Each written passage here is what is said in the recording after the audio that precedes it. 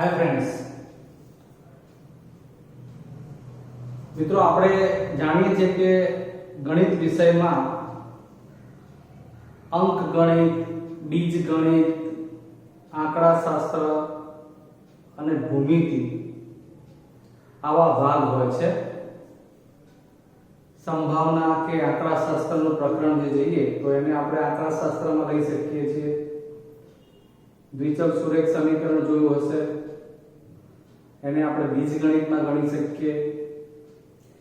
વાસ્તવિક સંખ્યાઓ ધોરણ 9 માં સંખ્યા પદ્ધતિનું પ્રકરણ હતું તો એ ટોપિકને આપણે અંકગણિતનો ટોપિક ગણી શકીએ।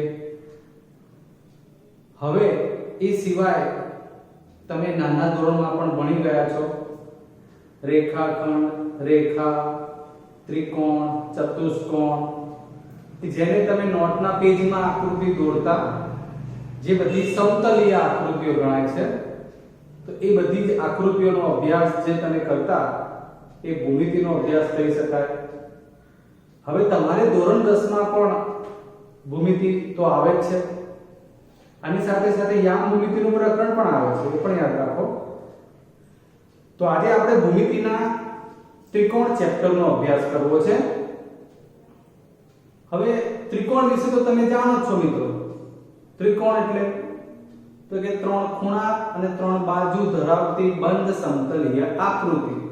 ત્રિકોણ ત્રણ ખૂણા એટલે બંધ આકૃતિ હોય ત્રણ બાજુ વાળી એને આપણે ત્રિકોણ કહીએ છીએ, સાદી વ્યાખ્યા છે। પછી એના વિશે એની બાજુઓ, એના ખૂણાઓ એમ કરીને કુલ ત્રણ બાજુ ત્રણ ખૂણા એમ 6 એના અંગો કહેતા હતા। એથી આગળ ખૂણાની સામેની બાજુ, બાજુની સામેનો ખૂણો, પછી ત્રિકોણના પ્રકાર વિશેની વાત આવે તો બાજુના સંદર્ભમાં આપણે એવું કહેતા કે જે ત્રિકોણની ત્રણેય બાજુઓના માપ સમાન હોય તેને સમબાજુ ત્રિકોણ કહેવાય। ત્રણમાંથી કોઈ બે જ બાજુના માપ સમાન હોય એને સમદ્વિ બાજુ ત્રિકોણ કહેવાય। અને કોઈ પણ બે બાજુના માપ સમાન ના હોય એને આપણે વિષમ બાજુ ત્રિકોણ કહેતા। આ બાજુના સંદર્ભમાં વાત થઈ। ખૂણાના સંદર્ભમાં જો ત્રણેય ખૂણાના માપ સમાન હોય તો આપણે એને સમકોણ ત્રિકોણ કહીએ છીએ। એક ખૂણો કાટખૂણો હોય તો આપણે એને કાટકોણ ત્રિકોણ કહીએ છીએ। એક ખૂણો 90 અંશથી નાનો થતો હોય એટલે કે બધા જ ખૂણા લઘુકોણ થતા હોય એટલે એને લઘુકોણ ત્રિકોણ કહીએ છીએ। એક ખૂણો 90 થી મોટો થતો હોય તો એને ગુરુકોણ ત્રિકોણ કહીએ છીએ। આ સિવાય તમે ત્રિકોણ માટે અંતઃસમૂહ કોણ અને એને આધારિત ઘણા બધા ટોપિક ધોરણ 9 સુધી ભણી ગયા છો। આજે આપણે જે ધોરણ 10 માં ટોપિક ભણવાનો છે એ ત્રિકોણના સમરૂપતાના ખ્યાલ સાથેનો છે। તો સમરૂપતા એટલે શું એ ભણતા પહેલા આપણે એકરૂપતા વિશે પણ જાણવું પડે। આમ તો તમે બે ત્રિકોણોના એકરૂપ હોવા માટેનો અભ્યાસ કરી જ ગયા છો, પણ એની આકૃતિથી વાત કરું તો આ જે બે ત્રિકોણ છે આ બંને ત્રિકોણને એકબીજા ઉપર આમ ગોઠવી દઉં તો હવે તમને આ કેટલી આકૃતિ દેખાશે? તો તમે કહેશો કે સાહેબ એક જ આકૃતિ છે। એનું કારણ છે કે આ બંને ત્રિકોણોમાં આ એની અનુરૂપ બાજુઓ, આપણે આ બે ત્રિકોણમાં અનુરૂપ બાજુ બોલીએ છીએ એટલે એનો અર્થ એવો કરીશું કે આ બાજુને અનુરૂપ એટલે આ બાજુને અનુરૂપ એટલે આ, અને આ બાજુને અનુરૂપ એટલે નીચેની આ ત્રણેય બાજુઓ સમાન છે અને આના અનુરૂપ ત્રણેય ખૂણાઓ પણ સમાન થાય છે એટલે કે આના આકાર અને કદ બંને સમાન થાય છે, બંધ બેસતી આકૃતિ બની જાય છે। બરાબર છે? એટલે એવી આકૃતિઓ જે કોઈ પણ બને એને આપણે એકરૂપ આકૃતિઓ કહીએ છીએ। આપણને એકરૂપતાનો ખ્યાલ હશે તો આપણે સમરૂપતાને સમજી શકીશું। તો સમરૂપતાનો પરિચય લેતા પહેલા આપણે એકરૂપતાની વાત કરવી છે। જે બે આકૃતિઓના આકાર અને કદ બંને સમાન હોય તેવી આકૃતિઓને એકરૂપ આકૃતિઓ કહેવાય। સમજો આકાર અને કદ. બીજી વાત કરું તો આ લંબચોરસ વિશે. આ બે લંબચોરસ છે, એમાં પણ એવું છે. જુઓ, એ બંનેના આકાર અને કદનો મતલબ અહીંયા આપણે એવું કરીશું કે એની જે બોર્ડરનું માપ થતું હોય ટોટલ જે જગ્યા રોકાય છે હવામાં કેટલો ભાગ જે આવે એ બંને સમાન થાય છે. એટલે આ બંને લંબચોરસ અત્યારે એવું કહી શકાય કે એકરૂપ આકૃતિઓ છે.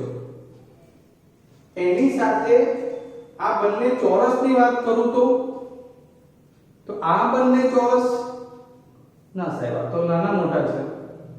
ચોરસ છે, આમાં બધી બાજુઓ માનો કે 10-10 સેન્ટીમીટર હોય, આમાં 12-12 સેન્ટીમીટર હોય, તો એ જે તે રીતે બધી બાજુઓ સમાન કહેવાય.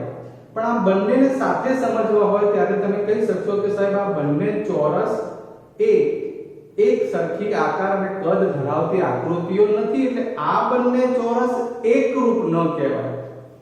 પણ છતાંય સાહેબ એમાં બંનેમાં બાજુઓ તો સમાન આવે છે. તો આપણે જે વાત કરવી છે એ જ વાત કરવી છે. સૌથી પહેલા એકરૂપ આકૃતિઓ શું એ તમને ખબર હોવી જોઈએ, જેની ચર્ચા ફરીવાર કે જેના આકાર અને કદ મેં તમને પ્રેક્ટિકલી બતાવી દીધું છે. એ બંને સમાન હોય એટલે એને એકરૂપ આકૃતિઓ કહેવાય. તો હવે સાહેબ કે જે બે આકૃતિઓના માત્ર આકાર જ સમાન હોય તો એવી આકૃતિઓને તો એને આપણે સમરૂપ આકૃતિઓ કહીશું. માત્ર આકાર સમાન હોય તેવી આકૃતિઓને સમરૂપ આકૃતિઓ કહેવાય. તો આ સમરૂપ આકૃતિઓ કઈ એની વાત કરવી છે. જોઈએ, આ લખ્યું છે સમરૂપ આકૃતિઓ. એટલે આ આકૃતિઓ સમરૂપ આકૃતિઓ જેમાં બે રેખાખંડ બતાવ્યા છે, રેખાખંડ AB અને રેખાખંડ XY. શું આ બંને રેખાખંડને સમરૂપ કહી શકાય? આપણો પ્રશ્ન એ છે આકૃતિના સંદર્ભમાં વિચારવાનું કે એનો આકાર. તો રેખાખંડની લંબાઈને છોડી દો તમે તો માત્ર સીધો ભાગ આવે છે, એક રેખામાંનો કોઈ ટુકડો, ખંડ એટલે રેખાખંડ. તો એ રેખાખંડ અને આ રેખાખંડ આની સાથે તમે કમ્પેર કરો તો આને આવું તો નથી. બંને સેમ સીધી રેખામાંના કોઈ ખંડ છે એટલે એના આકાર સમાન છે એવું કહી શકાય. અને માટે એ બે રેખાખંડ એ એકરૂપ આકૃતિઓ છે એવું કહી શકાશે. અહીં બે આકૃતિઓની વાત કરવી છે. નેક્સ્ટ, બે વર્તુળ. બે વર્તુળમાં પણ એવું જ કંઈક બને.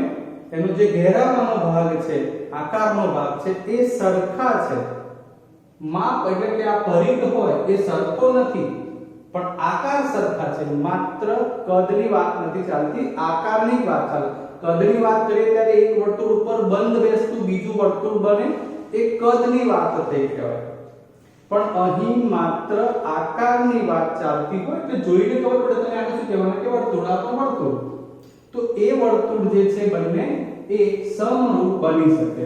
એટલે બે રેખાખંડ, બે વર્તુળ, આ બંને સમરૂપ બને છે. હવે આગળ બે ચોરસ. કોઈ પણને પૂછીએ આપણે કે આ શું, તો કે આ ચોરસ છે, PQRS, આ પણ XY Z બધું ચોરસ છે. તો આમાં પણ એના જેવું જ આકાર ચોરસ છે. એટલે બે ચોરસ એ પણ હંમેશા સમરૂપ આકૃતિઓ કહેવાય, કારણ એમના આકાર સમાન છે. નેક્સ્ટ વન, આ ત્રિકોણ અને આ ત્રિકોણ. બરોબર છે. આ ત્રિકોણ સાથે હું આવો ત્રિકોણ બનાવીશ તો તમને પ્રશ્ન થશે કે સર આને ને આને હું આ બે ત્રિકોણની જ્યારે વાત કરું ત્યારે શું? તો આ ત્રિકોણની ત્રણેય બાજુઓ સમાન છે. આમાં એવું નથી. એમના આકાર જુદા જુદા થાય એટલે એવા પ્રકારની આ બે ત્રિકોણની આકૃતિઓને સમરૂપ આકૃતિઓ ન કહેવાય. તો એની સાથે મેં બીજો એક ત્રિકોણ લીધો છે. એ શું કહેવા માંગે છે? તો એ બે ત્રિકોણ અહીં MNP અને DEF, આ બંને ત્રિકોણો માટે કેવું હોય તો આની પણ બધી બાજુઓ સમાન છે, આની પણ બધી બાજુઓ સમાન છે, એટલે બંને બાજુઓની દ્રષ્ટિએ સમભુજ ત્રિકોણ કહેવાય અથવા એને સમબાજુ ત્રિકોણ કહેવાય. તો એવા બે સમબાજુ ત્રિકોણ છે તો શું આને સમરૂપ કહેવાય? એનો જવાબ છે હા. આ બે સમભુજ અથવા સમબાજુ ત્રિકોણો પણ હંમેશા સમરૂપ આકૃતિઓ બને. ક્લિયર? બે રેખાખંડ, બે વર્તુળ, બે ચોરસ અને બે સમભુજ ત્રિકોણ, ગમે તેવા બે ત્રિકોણ નહીં, એની ચર્ચા આપણે હમણાં કરી. તમને પૂછાય કે ત્રણ આકૃતિઓના નામ આપો કે જે હંમેશા સમરૂપ હોય, તો આપણે ચાર બતાવી છે, તમે કોઈ પણ ત્રણ કહી શકો. આ નિશાની જે છે આ સમરૂપ માટેની છે અને આ નિશાની જે છે એ એકરૂપ માટેની છે. નિશાની ઉપરથી પણ થોડો આઈડિયા આવી જાય એમ છે. કેવી રીતે? માત્ર આ રૂપ સરખું છે એ બતાવે છે, આકાર સરખો છે. જ્યારે અહીં તો એના બરાબરની નિશાની ઉપર રૂપ આપ્યું, એટલે આકાર અને કદ બંને સરખા છે એવું સમજવાનું. એક ક્યાંક સાંકેતિક રીતે આપણને આઈડિયા આવે એટલા માટે ચર્ચા કરેલી છે. ક્લિયર? તો હવે તમને એક સમરૂપતાનો પરિચય આપવાનો હતો, એ પૂર્ણ થાય છે. સમરૂપ બહુકોણ ધોરણ 8 માં અભ્યાસ કર્યો હતો કે ત્રણ કે ત્રણથી વધુ બાજુવાળી આકૃતિઓ બને એને આપણે બહુકોણ કહીએ છીએ. તો એવી આકૃતિઓમાં ત્રિકોણ, ચતુષ્કોણ, પંચકોણ, ષષ્ઠકોણ, સપ્તકોણ આ બધું આવે. હવે એવા સમરૂપ બહુકોણ એટલે એવા બહુકોણ સમરૂપ ક્યારે બને એ જોવું છે. તો એના માટેની શરત લખી છે કે સમાન બાજુવાળા બહુકોણના અનુરૂપ ખૂણાઓ સમાન હોય. બીજી શરત છે તેમની અનુરૂપ બાજુઓના ગુણોત્તર સમાન હોય. એટલે એનો મતલબ એ બાજુઓ સમપ્રમાણમાં હોય એની વાત કરીએ તો તે બહુકોણ સમરૂપ કહેવાય. સમાન બાજુવાળા બહુકોણના અનુરૂપ ખૂણાઓ સમાન હોય. હું તમને બહુકોણની વાત છે એટલે એ પ્રમાણે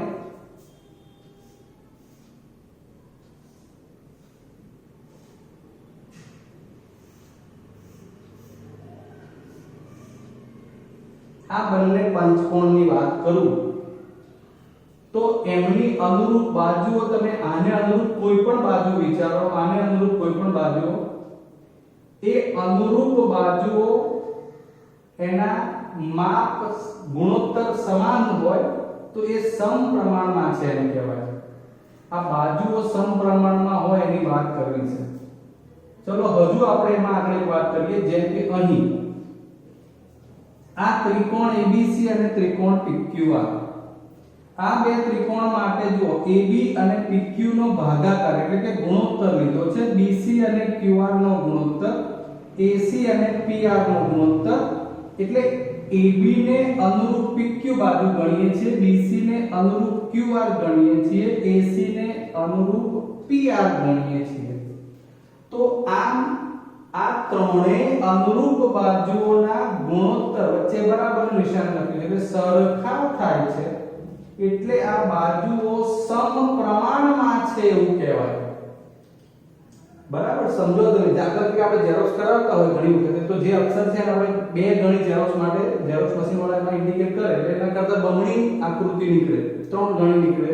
નાની આકૃતિ હોય મોટી નીકળે, એ આબેહૂબ એના જેવી નીકળે પણ એના માપ બદલાતા હોય, પણ એ ચોક્કસ પ્રમાણથી થતા હોય. એટલે બાજુઓ સમપ્રમાણમાં હોય એવો શબ્દ વાપરું છું. એનો અર્થ કે એની અનુરૂપ બાજુઓના ગુણોત્તર સરખા થાય. હવે એ સિવાય જે વાત છે કે બાજુઓ સમપ્રમાણમાં હોય અને અનુરૂપ ખૂણાઓ પણ સમાન થાય, એટલે એની વાત છે કે ભાઈ આને અનુરૂપ આ ખૂણો કહેતા હોય, આને અનુરૂપ આ ખૂણો કહેતા હોય, આને અનુરૂપ આ અથવા બહુકોણ શબ્દ છે કે મેં તમને પંચકોણથી બતાવ્યું. એટલે એવા અનુરૂપ ખૂણાઓ પણ સમાન થતા હોય અને એની અનુરૂપ બાજુઓ જે છે એ એનો ગુણોત્તર સરખો થતો હોય. જ્યારે આવું બને ત્યારે એ બહુકોણ એ સમરૂપ છે એવું કહેવાય છે. એટલે આપણને સમરૂપ બહુકોણ વિશેનો ખ્યાલ હોવો જોઈએ. તમારે બહુકોણનો તો અભ્યાસ ત્રિકોણ સિવાય નથી કરવાનો. ફરીવાર સમાન બાજુવાળા બહુકોણ એટલે હું પંચકોણની વાત કરું તો એની અનુરૂપ પાંચેય બાજુઓનો ગુણોત્તર સમાન હોય તો એને સમપ્રમાણમાં છે એવું કહેવાય, અને આના અનુરૂપ ખૂણાઓ સમાન હોય તો એટલે કે આ બંને શરત અનુરૂપ ખૂણાઓ સમાન હોવા, અનુરૂપ બાજુઓ સમપ્રમાણમાં હોવી, આ બંને શરતો સંતોષાય તો જ એ બહુકોણને સમરૂપ બહુકોણ કહેવાય. એટલે એ બહુકોણ સમરૂપ છે એવું પૂછે એની શરતો લખો તો એ બે શરતો અથવા એની વ્યાખ્યા બંને સેમ છે. હવે આ નોંધ કરીને લખ્યું છે, વાંચો જો કે ત્રિકોણ સિવાયના બહુકોણોને સમરૂપ થવા બંને શરત જરૂરી છે. આવું કેમ? ત્રિકોણ સિવાય તો ત્રિકોણમાં એવું બને છે મિત્રો, ચલો અહીં કોઈ એક જ શરત સંતોષાતી હોય એટલે કે દાખલા તરીકે આના અનુરૂપ ખૂણા a ને અનુરૂપ ખૂણો p, b ને અનુરૂપ ખૂણો q અને c ને અનુરૂપ ખૂણો r. આ અનુરૂપ ખૂણાઓ જ માત્ર સમાન થતા હોય તો બીજી શરત એટલે કે બાજુઓનો ગુણોત્તર સરખો થવો એ ઓટોમેટિક થઈ જ જાય. એટલે આ બંને શરત સ્વતંત્ર રીતે કોઈ એક શરત સંતોષાય છે ત્રિકોણમાં જ માત્ર. એટલે એવું લખ્યું છે કે ત્રિકોણ સિવાયના બહુકોણને સમરૂપ થવા બંને શરત જરૂરી છે. બંને શરતનો અર્થ ફરીવાર કહી દો કે અનુરૂપ ખૂણાઓ પણ સમાન થવા જોઈએ અને બાજુઓનો ગુણોત્તર પણ સમાન થવો જોઈએ. એ બંને શરત સંતોષાય તો જ એ સમરૂપ બને. ત્રિકોણ સિવાય ચતુષ્કોણ, પંચકોણ, ષષ્ઠકોણ, સપ્તકોણ એ બધામાં એટલે કે એવા બહુકોણમાં બંને શરત સંતોષાય તો જ એ સમરૂપ બને છે. માત્ર ત્રિકોણમાં જ એવું છે કે કોઈ એક શરત સંતોષાય તો ઓટોમેટિક બીજી બની જાય છે. માટે આપણે એવું લખ્યું છે કે ત્રિકોણ સિવાયના બહુકોણોને સમરૂપ થવા બંને શરત જરૂરી છે. એટલે કે ત્રિકોણને સમરૂપ થવા માટે આમાંથી કોઈ એક શરત પણ ચાલે છે. ચાલો હવે આપણે મૂળ વાત ઉપર આવી જઈએ, જે આપણો ટોપિક છે આપણા ચેપ્ટરનો. સમરૂપ ત્રિકોણો કોને કહેવાય? બહુ ચર્ચાઓ કરી લીધી આપણે ત્રિકોણ કરીને. તો સૌથી પહેલા વ્યાખ્યા જોઈએ. બે ત્રિકોણના અનુરૂપ ખૂણાઓ. દરેક બાબતની હવે આપણે મૂળભૂત બાબત જોઈ રહ્યા છે, ડિટેલથી ચર્ચા કરતા જઈએ કે બે ત્રિકોણ તો આપણી પાસે અહીંયા ત્રિકોણ ABC અને ત્રિકોણ PQR છે. આ બે ત્રિકોણના અનુરૂપ ખૂણાઓ એટલે કયા? તો A ને અનુરૂપ અત્યારે આપણે P ખૂણો કયો છે, B ને અનુરૂપ Q ખૂણો કયો છે અને C ને અનુરૂપ R ખૂણો કયો છે. એ થયા એના અનુરૂપ ખૂણાઓ. સમાન હોવું એટલે મેં લખી બતાવ્યું છે કે A ના જેટલું માપ P નું થતું હોય, B જેટલું Q અને C જેટલું R નું. જરૂરી નથી કે આ A જેટલું B નું હોય. સપોઝ A નું 70 તો B નું 70, A નું 50 સોરી A નું 70 તો P નું 70, B નું 50 તો Q નું 50, આ C નું 60 તો R નું 60, એવું ચાલે. પણ જે તે અનુરૂપ ખૂણાઓના માપ સમાન હોવા જોઈએ. આગળ તથા અનુરૂપ બાજુઓ સમપ્રમાણમાં હોય. આગળ વાત કરી છે બાજુઓ સમપ્રમાણમાં, એટલે હવે વારંવાર આપણે એક વાતની ચર્ચા અત્યારે કરી લઈએ, પછી નહીં કરીએ કે બાજુઓ સમપ્રમાણમાં એનો મતલબ કે આ AB એને અનુરૂપ બાજુ PQ, BC એને અનુરૂપ બાજુ QR, AC એને અનુરૂપ બાજુ PR. આ અનુરૂપ બાજુઓના ગુણોત્તર લખ્યા છે જે સમાન થાય તો કહી શકાય કે આ અનુરૂપ બાજુઓ સમપ્રમાણમાં બાજુઓ સમપ્રમાણમાં એનો મતલબ કે એના અનુરૂપ બાજુના ગુણોત્તર સમાન, એટલે બે ત્રિકોણ વચ્ચે અનુરૂપ ખૂણાઓ સમાન હોય, અનુરૂપ બાજુઓ સમપ્રમાણમાં હોય તો એ ત્રિકોણો સમરૂપ ત્રિકોણ છે તેમ કહેવાય. આ એની વ્યાખ્યા, એનું આ સાંકેતિક નિરૂપણ. ત્રિકોણ એબીસી ત્રિકોણ PQR, આ અનુરૂપ ખૂણાઓ સમાન છે એવું લખ્યું છે. આ અનુરૂપ બાજુઓ સમપ્રમાણમાં છે, અર્થાત એના ગુણોત્તર સમાન છે એવું લખ્યું છે. એટલે ત્રિકોણ ABC સમરૂપ ત્રિકોણ PQR એવું લખ્યું. આને સાંકેતિક ભાષામાં આવું લખ્યું છે. એટલે તમને પૂછે કે આની શરતો શું હોય શકે, તો ABC સમરૂપ PQR કે આ લખી શકાય. એવી રીતે ત્રિકોણ ABC સમરૂપ ત્રિકોણ DEF તો એની પરથી આવા ખૂણા અને બાજુઓના ગુણોત્તર વિશે લખતા આવડવું જોઈએ. ક્લિયર? એટલે સમરૂપ ત્રિકોણો આપણે ખાસ સમજવાના હતા. સમરૂપ અને એકરૂપ જુદી વસ્તુ છે, આપણે ફરીવાર ચર્ચા કરી દીધી. હવે તમારે જે ભણતરમાં ક્યાંક ઉપયોગમાં આવવાના છે કે આ નિયમો શું છે. નિયમો તો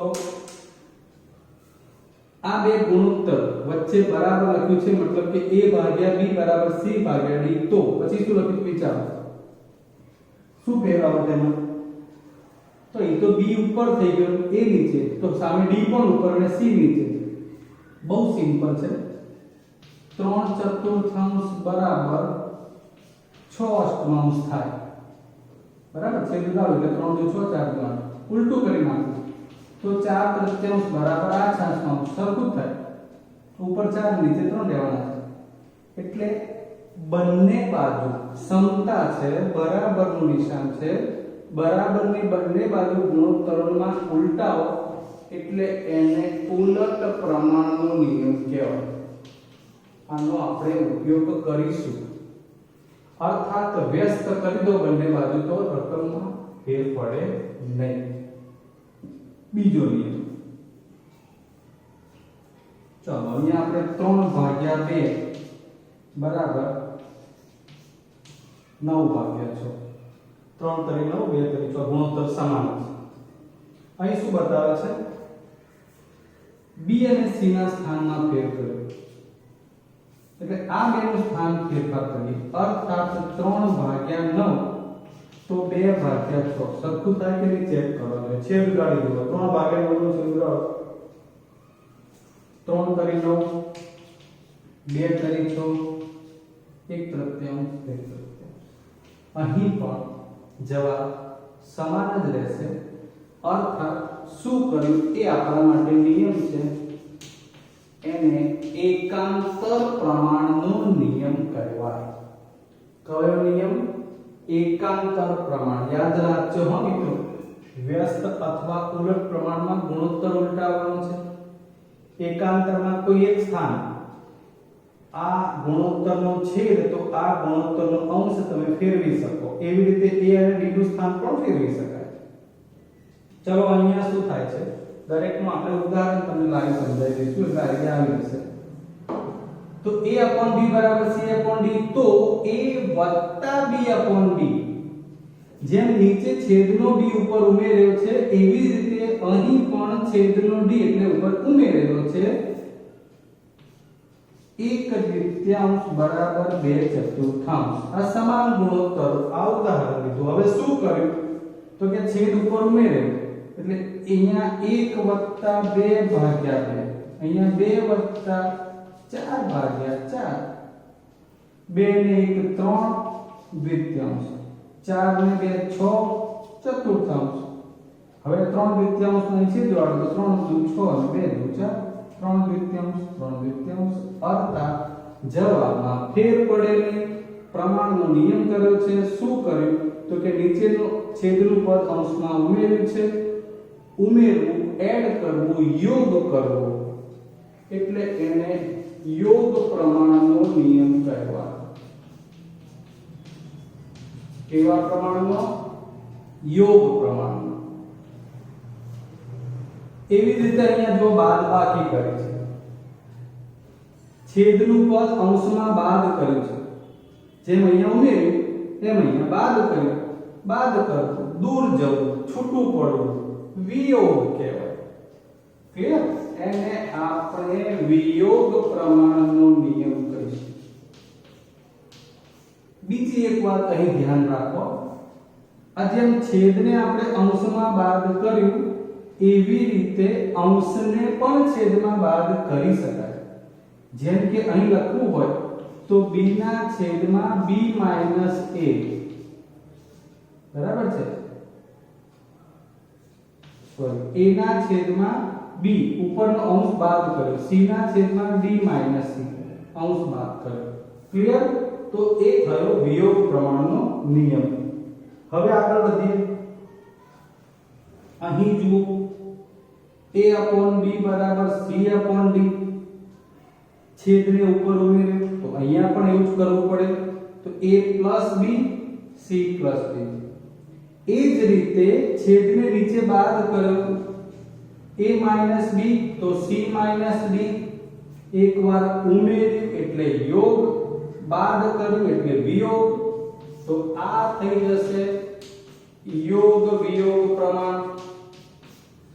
કેવું પ્રમાણ? યોગ વિયોગ પ્રમાણ. અને છેલ્લે આ ધ્યાન રાખજો, આ બહુ સરસ મજાની વાત કરેલી છે કે સમાન ગુણોત્તરો હોય બધા જ, જેમ કે અહીં જોઈ શકાય a/b બરાબર c/d બરાબર e/f, બધા જ ગુણોત્તર સમાન. દાખલા તરીકે 1/3, 2/6, 3/9, બધાનો જવાબ 1/3 જ આવે છે. હવે આપણે બધાનો સરવાળો કરીએ, 1 + 2 + 3, અંશના પદોનો અંશમાં સરવાળો, 3 + 6 + 9, 3 ને 2 5 ને 6, 9 ને 6 15 ને 3 18, 6 તરી 18, 1/3 જવાબ આવી ગયો. બહુ જ સરસ વાત છે, આનો પણ ઉપયોગ થશે સૂત્ર બનાવવામાં. તો સમાન ગુણોત્તરો માટે અંશના બધા પદોનો સરવાળો છેદમાં છેદના બધા પદોનો સરવાળો, અનંત સુધી ગમે તેટલા સમાન ગુણોત્તરો લઈ અને તમે આ કામ કરી શકો. અર્થાત અંશના પદોનો અંશમાં સરવાળો, છેદના પદોનો છેદમાં સરવાળો કરશો તો એ જે ગુણોત્તર આવશે એ આમાંના જ ગુણોત્તરની કિંમત ધરાવતો હશે.